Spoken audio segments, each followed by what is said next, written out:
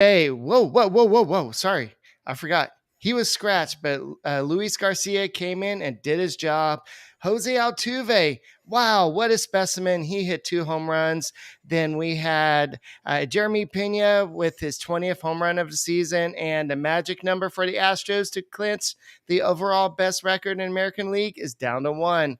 Now they control their own destiny. They don't have to wait for the Yankees. We'll talk about this and more on this edition of the Locked On Astros podcast. Hello and welcome to Locked On Astros, your daily Astros podcast. Here are your hosts, Eric the Man Huysman and Brent H-Town Wheelhouse Chancey.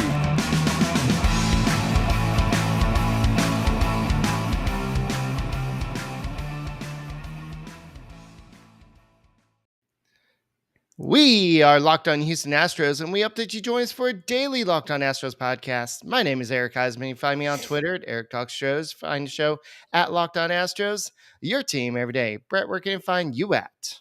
They can find me at H-Town Wheelhouse on Twitter, Instagram, and they can find me at TikTok, and they can find me at Stros411 on Twitter, Instagram, and Facebook. Always positive, always Stros. All right, guys, thank you for making the Locked On Astros podcast your first listen every day, whether it's on YouTube. Make sure you go there and subscribe to us and go and listen to us on Apple, Odyssey, Spotify. And I've been hearing a lot lately about Google Podcasts. Apparently, Google Podcasts is a thing. So if you listen to us there, go ahead and check us out and make us your first listen every day. So, yeah, this game was something that a lot of people were expecting the Astros to win with Lance McCullers on the mound, but it was announced right before the game that he was scratched, and it was due to illness. Nothing wrong with him. It's just an illness. So hopefully he'll be fine in a few days, whatever's going on with him. And so Luis Garcia, who has not been used out of bullpen yet, thankfully, so he was able to go and pitch 6 of great innings. He looked like he got rid of the dreadlocks or what do you call it, and he just looked good out there. He had pitched 6 innings, only allowed 4 hits, 1 run, and he had 6 strikeouts. And it looked like he was sending a message like, okay, all you fools, you want to leave me off the playoff roster? Let me show you what I can do. I can do this. So what did you think about Garcia? I loved it. I thought it was great. I thought he had a lot of action on his cutter. He had a lot of great movement, a lot of swing and miss stuff. I think at one point he had 13 swings and misses. I don't know what his final tally was. And it's the Diamondbacks, but they're still major league hitters. And so you want your pitchers fine-tuning their stuff, especially on a start where they weren't supposed to normally start, and they come in and they do really well today. But it didn't end with Luis Garcia, but it started with Luis Garcia. You know, the way it picked up was with Jose Altuve, and we'll get to that here in a second, because he wasn't the only Astro or former Astro who led off a game with the home run tonight, and that may have some playoff implications come ALDS time. But Luis Garcia, Jose Urquidy, Christian Javier, either one of those guys are formidable options. And if we don't get to it on this show, we'll talk about it soon, who that fourth starter will be and who the Astros feel like, I think, matches up the best against the opponent they'll face is who will take the mound. But what's great is no matter who starts, they've got so many other pitchers to come in and reinforce the starter. They can piggyback start. They can bring in a Hunter Brown. The sky's the limit with this team, Eric. I mean, they just won, what is this, their 102nd win? Correct? Yes. They tied their 3rd best record, I think, all time on a season. And this team just crushes baseball. It looked like an old Crush City team today. It was great to see, because these games, Eric, I think are easy to be let up games or let down games just because it's the end of the season. They know they got pretty much locked up. But they're out there, they're swinging the bats, and they're trying to do everything they can to continue to put the pedal to the metal. Luis Garcia had 12 swing and misses in this game, and he was throwing in the mid 90s, and his stuff looked great. If you're looking at his, all his pitches, he was throwing average 94.7. His max on his fastball was 97.2. His average on his cutter was 85.3, max 87.3. His changeup, his average was 85.2. and 87.7 was his max. So he just looked like overall, like he just had a lot of energy. He hasn't pitched in about a week or more than a week.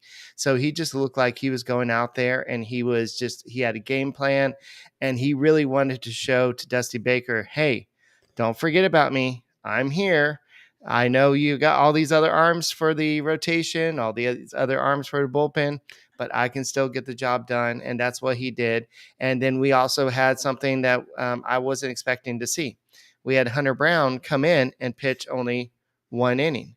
And that was something interesting because then Phil Maton came in and pitched 2 innings. So I wonder if they're trying to transition Hunter Brown into being a 1 inning reliever versus a multi-inning reliever. So does that mean that Christian Javier's role could be possibly in the bullpen, or Luis Garcia? Would he be going to a bullpen in playoffs? There's so many mental games going in with some of these decisions. Yeah, I don't know that I would read into necessarily um like this being a determining factor whether he does multiple innings or 1 inning. I think Hunter Brown gives you value if you feel like you need him to eat up multiple innings in a single game. You know he can do that. If you need him to come in for 1 inning, he's proven he can do that. And so they are looking at different aspects, and there's so many different aspects to look at this. It is literally a chess match out there. And, I know Lance McCullers wasn't feeling well, but I know there's all this speculation. Well, maybe Lance McCullers isn't really not feeling well. But then again, I was listening to 790 and Dusty Baker was interviewed by Matt Thomas, and he had heard about it on his way to the stadium. And so apparently there was something there. Hopefully it's nothing long term. Maybe it's, a stomach bug or something where he's only out for a couple games. But did you see the picture of Michael Brantley smiling in the dugout at the Astros game? Did you see that he was actually there at the stadium? Yeah, he was there. Like they showed him on camera before game in Yeah. the dugout and everything. Does that mean he's actually coming back this season? Probably not. But No, but uh, I think his presence, though, yeah, right? I his mean, presence being there there. is, yeah, his presence will be valuable if he's able to participate on the bench during the playoffs. And I think that would be a big time could contribute big time asset for the Astros during the playoffs. But to kind of piggyback off what a lot of people are wanting to kind of talk about right now is the big news of the day, which is Alvarez. So what happened in the first inning was Alvarez actually beat the shift. A lot of people, I mean, everybody was shifted over to the right side of the field, which most people do against Alvarez. And so he went ahead and hit the ball very weakly, but it went to where the third baseman normally was. And when he did that little swing, he kind of tweaked and rolled his left ankle. And so he stayed in. He actually had one more plate appearance after that. And did he get a hit in the other plate appearance, or did he get out? No, he actually struck out in the other plate appearance, but he made one more plate appearance before the Astros took him out. They took him out with what they described at first was right ankle discomfort. And then everybody's like, wait, Astros, we saw left ankle discomfort because the ankle went. So definitely that. Then the Astros clarified and said he had left ankle discomfort. So Dusty Baker did address it after the game, and they said that X-rays were negative, and he hopes that he'll be available in a couple of days. So he's definitely not going to be playing tomorrow. And so maybe he'll be back in the lineup on Friday. But my guess is that they're going to take it easy with him.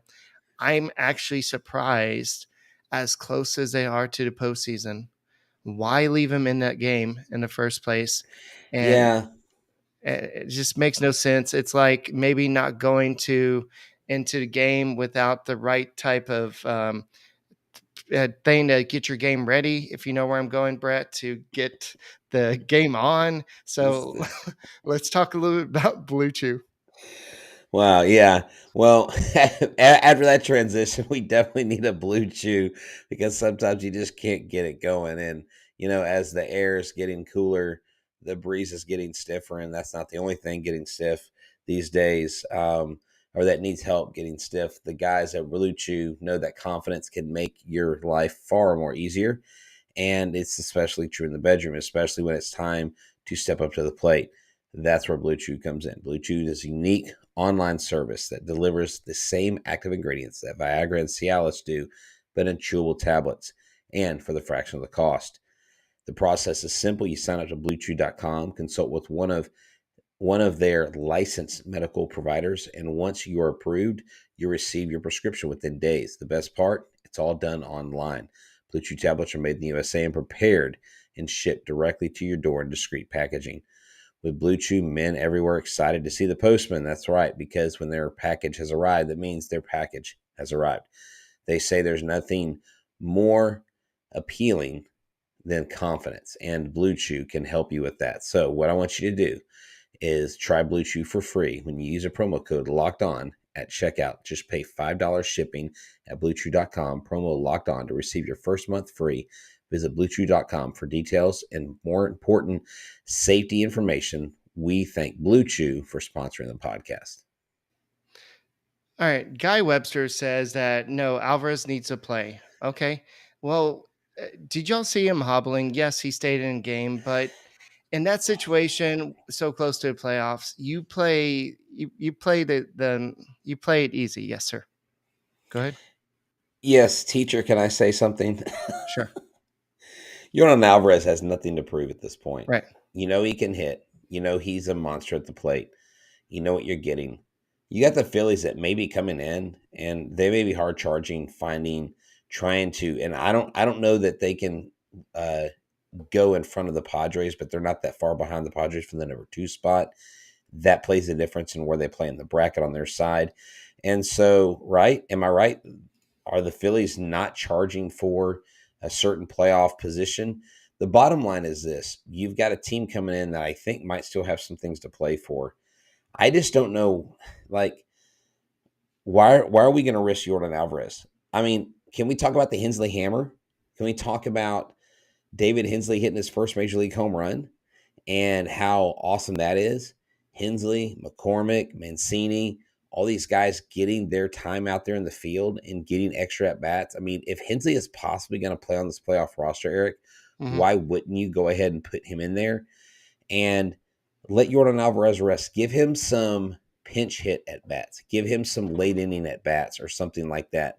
But there's no need to put him in harm's way. Let him get to the playoffs healthy. Let the Astros get to the playoffs healthy. And let's not jeopardize this run, because Yordan Alvarez is important. But what I like tonight about Jose Altuve is not his home runs, is his number, is his goal is a 900 OPS.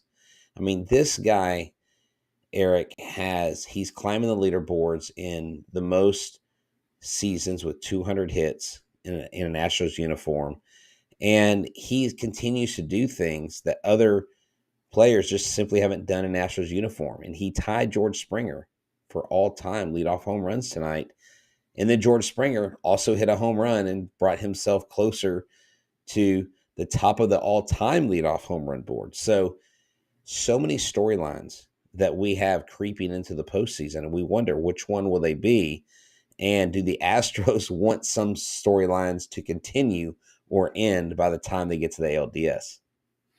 Were you saying the Padres are going after the second best No, record? the Phillies were going after the second wild card spot. Is that correct? Oh, okay. All right. I see what you're saying. So Yes. the Phillies are, they're still playing for I guess so. Yeah. Because if they win their last few games, I think they can jump into the number 2 wild card Right. spot over Yeah. the Padres. So Okay. that's what I'm saying. Like, you've got a team coming in playing for something. So I don't want a guy pitching high and inside to Yordan. I don't want a guy going low and inside hitting his foot. I don't need Yordan legging out an infield single. I don't need Right. Yordan Alvarez trying to slide into second and bang his knee up. Like, and I've been the guy that said play Yordan the most. But right now it's so crucial. If you don't have to play him, don't freaking play the guy. Yeah, definitely rest him tomorrow. See how he's doing on Friday, and if you need to play him at DH. Don't put him in the outfield right now, because the way he looked running to first base, that did not look good. And so that's all I have to say. But Dusty Baker seems to feel like he's gonna be okay. like I said, X-rays were negative, and hopefully he'll be better in a couple of days. So we just have to hope that the team that doesn't know difference between left and right, they know what they're talking about. I'm Yeah, just kidding. well, it's like I remember years ago I had a student who had knee surgery, and the doctors literally have you write this knee, operate on this knee, and they have you write on the other knee, do not write on this knee. And I asked them, I said, why did you do that? They said because doctors have literally, guys that doctors that do orthoscopic or different type of surgeries, they do so many surgeries, they're in and out of surgical rooms so much that they have patients do that because if you got 20, 30 surgeries back to back to back, you can miss that up. And it is kind of funny that they got the discomfort wrong, but just something about the word. Can we come up with a different buzzword in the medical field or in the Astros medical field than That's the discomfort? Astros. Just say he's got a sore left ankle. Eh, What's the difference between sore and discomfort? I get it. I was in administration at one time when it comes to safety in It's the very in the vague. well, it is. And it actually allows you, whenever you have an employee Uh-huh. that gets injured on the job and you say back discomfort, if you say they hurt their back, you say they injured their back, the legal language flows. But that's because of workman's comp and everything. This isn't workman's comp. This is just kind of a lame, like, oh, we don't really want to tell you what it is. You know, just say he tweaked his ankle. Just say, you know what? He rolled his ankle. It's sore. He's going to be out for a couple days. Quit using the word discomfort. It's really annoying. All right, so let's move on. So the Astros had a rookie hit his first home run today.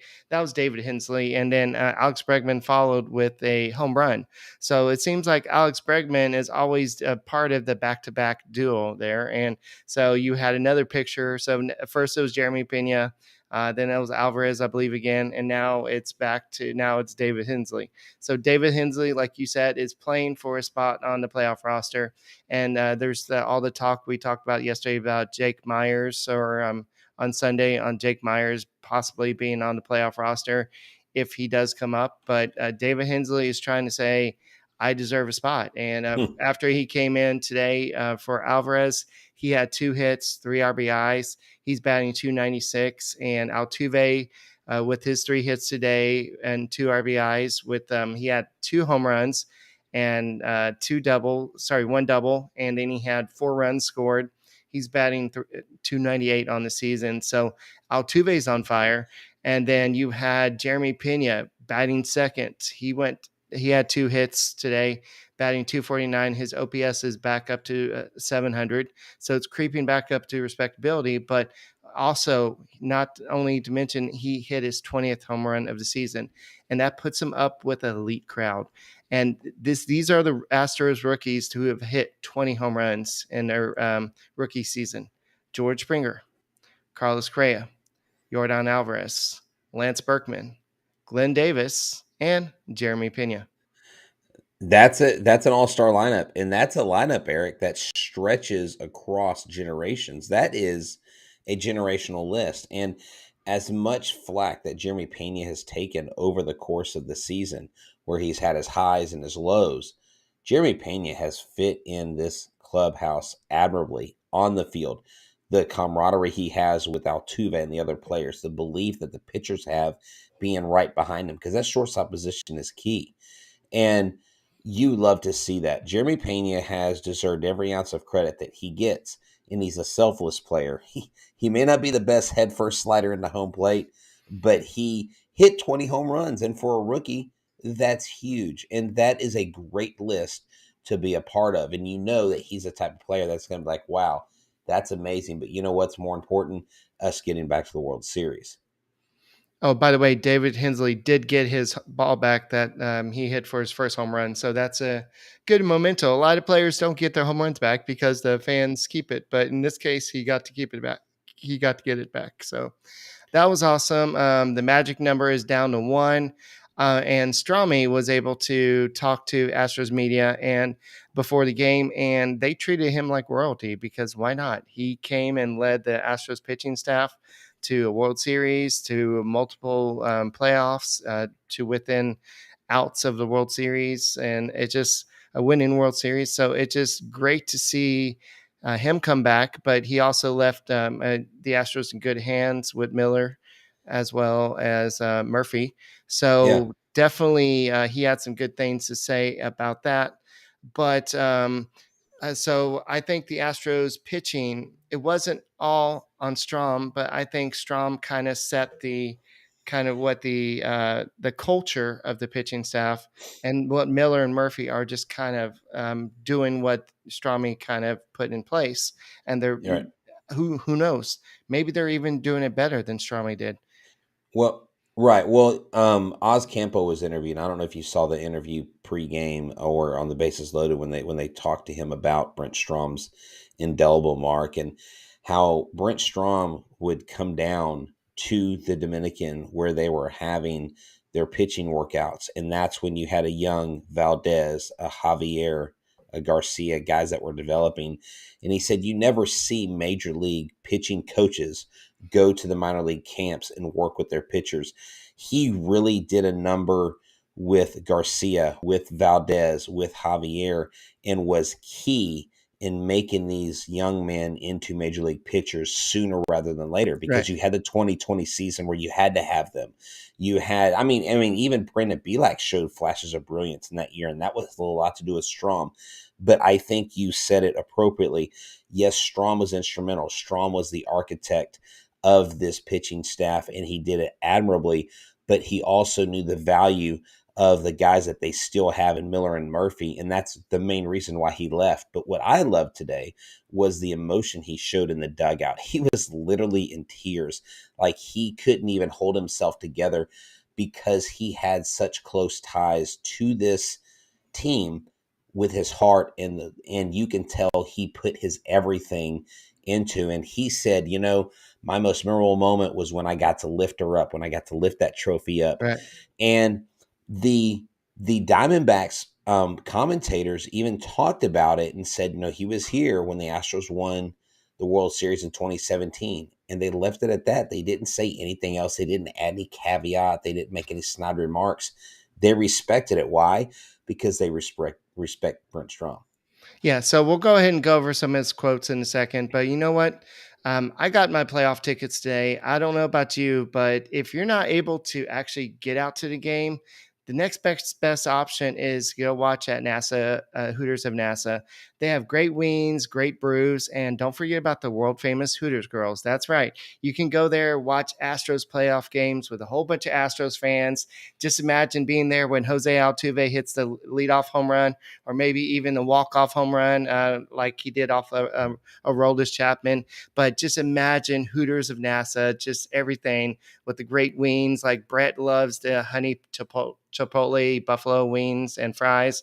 I like the 3 Mile Islands. What's your favorite wings over at Hooters? So come see what all the hoot is about is at Hooters. So come enjoy happy hour, or should we say happy hour specials, Monday through Friday, 3 to 6 p.m.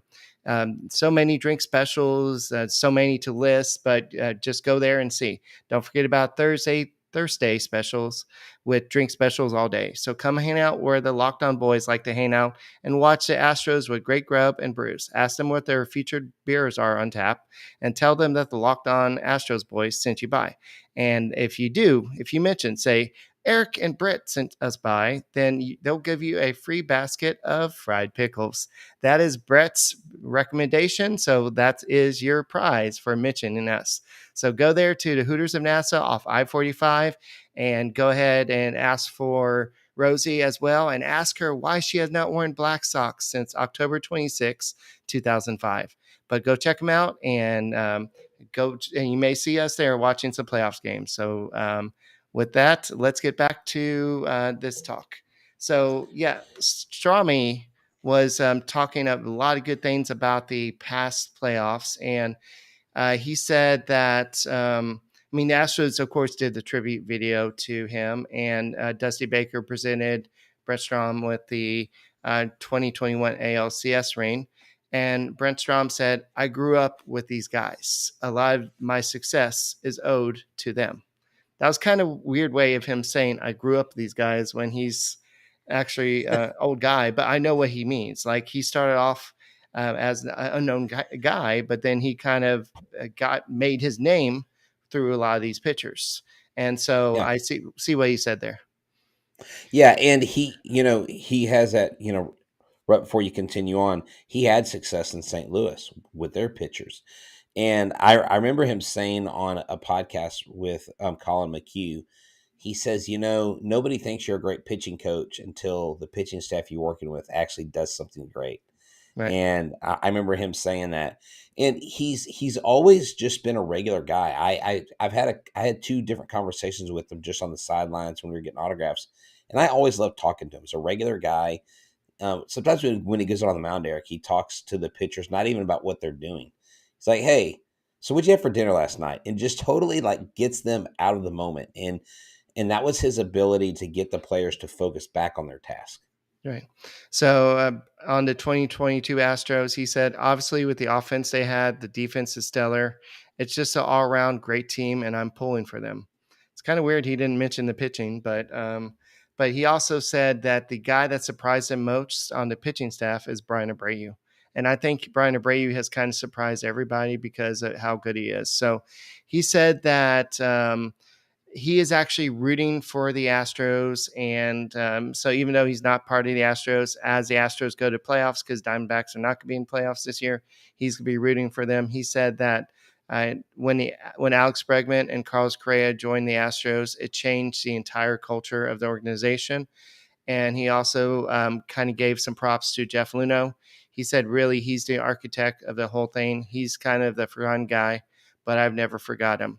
And on Justin Verlander, he said, nothing surprised me about him. He kind of like went for a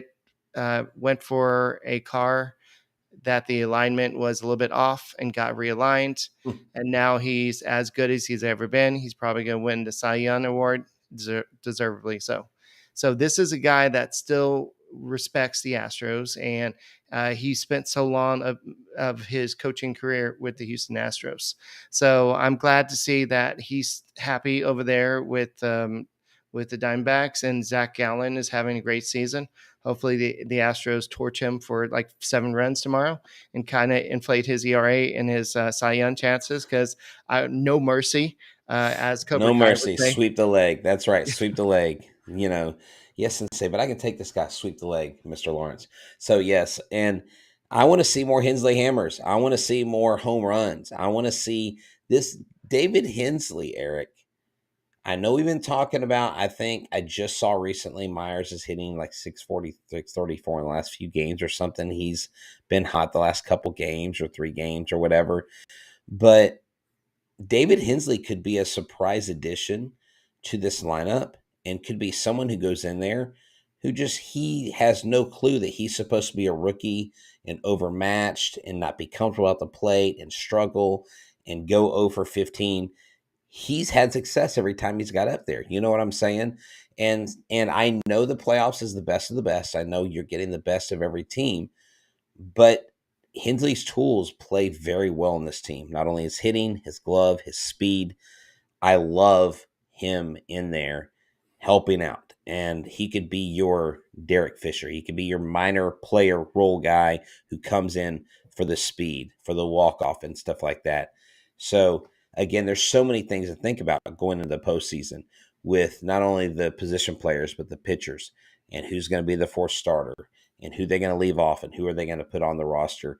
But it was great to see Stromy come back. It was great to see the tribute video. Oh, and get this, Alex Bregman's home run was caught and dropped by Rosie from Hooters. She sent me a text. Oh, She goes, no, that wasn't me dropping Alex Bregman's home run. I said, wait, was that you? And she goes, yep, that was me. So Rosie nearly caught Alex Bregman's home run tonight, and apparently she dropped it. So I want to tell her, good try, kid. Get him next time.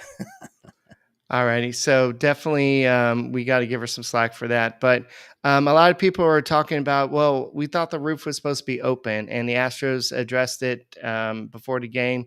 They said, well, it's unseasonably warm weather out there, so we decided to close the roof.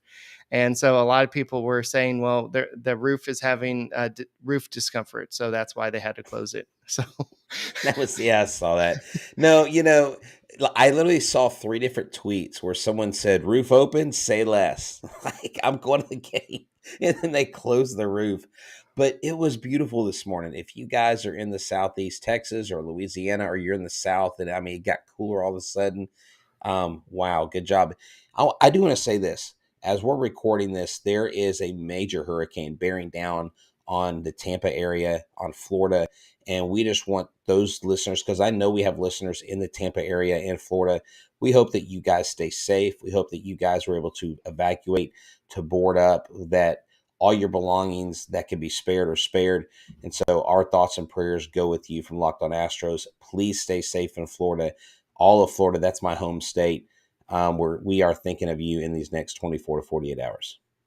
Definitely, and that looks like a pretty dangerous hurricane that's going there. So, yeah, so stay safe out there, any Astros fans or any other Astros fans, and Rays fans. We're supporting, we're wishing you good luck, and Marlins fans out there too. So, definitely, to go off the roof being closed. Some other news is that the grass is all new out there in Minute Maid Park. So it's all playoff ready.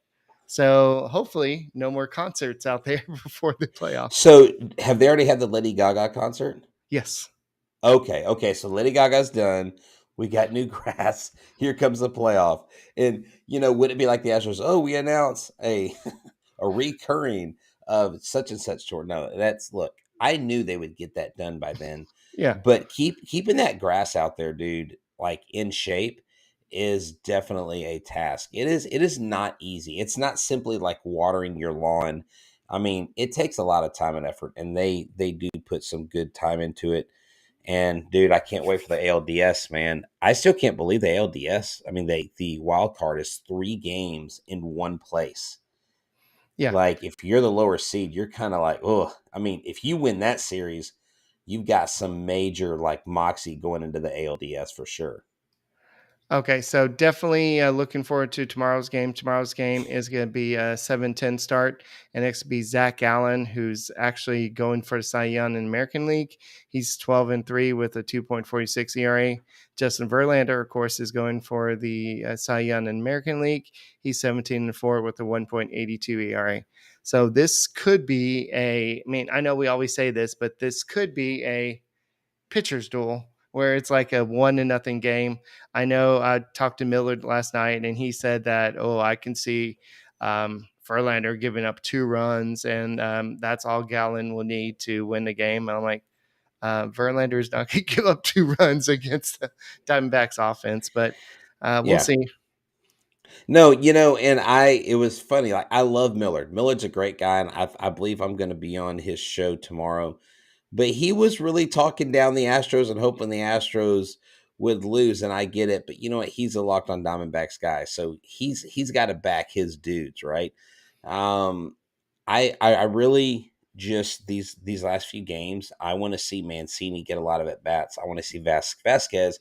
Please put Vasquez in. Please pitch Vasquez. Please give him some reps. Don't let him go into the playoffs cold. And there's no need. Look, I know Martin Maldonado got the pink hairdo thing going. Like, I was like, what in the world is this? Like, His daughter picked it out, by the way. That was extreme. Well, I just didn't know what was going on. I saw his hair and I was like, oh my gosh, Martin Maldonado's lost his mind. But it was kind of cool. But man, give Christian Vasquez some more starts before, like, he's only got 3 games left after this, 4 games. Yeah. No. Oh no, we've got 1 more against the Diamondbacks, and we got 3 against 7. the Rays. Oh, So okay. 7 more Wow. games. Yeah. I need So we got to go Vasquez 5-2 to reach 107 wins. I think they can do that, but I think Vasquez needs to be in there at least 4 or 5 of those games. If I'm being honest, I think Martin needs the rest before the playoffs. But then again, Martin is the engine that never stops, and so he may not want to rest. Today. He almost homered today. He almost homered, and if he would have, they would have been 18-0. Well, that was according to Todd Callis. Todd Callis was like, "Oh, it looks like it's." Oh, never mind. Todd Callis, I love Todd Callis. Awesome, excellent professional. But he does at times. Now, where he's sitting, I think at times it's tough to see where that ball's going. I remember watching Jeremy Pena's walk-off home run, his first career walk-off home run, It was a laser, and it looked like it was going to be a double. I Yeah. was like, I remember standing up and my son and I going, is that ball going over? Oh my gosh, the ball went over. Like it was like that. So I think it's a tough call from where they're sitting, but he does tend to get really excited. I'm like, oh, like I have to be watching because if I listen to it, I'm like, no. Anyways, Yeah, so the Astros had a lot of home runs tonight. They took care of business. I believe they had 5 home runs, wasn't it? 5 home runs. So they took care of business. Their magic number is 1. They have one more game against the Diamondbacks, and then as soon as they clinch that top overall seed, then you would think that they would try to rest players. They may. They're also trying to set up their pitching rotation for what they want in the ALDS, especially with the off days. But they're also trying to they're trying to chase that best record. They're trying to either tie the 2019 record with 107, or maybe even if they go 6-1, they can create a new record. And they can. so Yeah, I don't know that I want them to go undefeated the rest of the way. I don't like a winning streak going to the playoffs like right. that, 8, 9, 10 games. It's something I don't like about it. But this team, Eric, is built for October. This team is built for the long haul. This team has 7 starters. This team has players that can step in a pinch hit at bat and do all kinds of damage. The league is on notice, and the Astros are coming, and they are not weary. They are just getting started. Let's go, man. Let's freaking get to the postseason, please. Let's do it now. Alrighty, so that's all we got for this edition of the Locked On Astros podcast. Make sure you subscribe to us on YouTube. Make sure you make us your first listen on Apple, Odyssey, Spotify, and Google Podcasts. Wherever you listen to your podcasts, make us your first listen. And my name is Eric Huysman, and he is Brett Chancey. We are the Locked On Astros podcast, your team every day. Go Astros.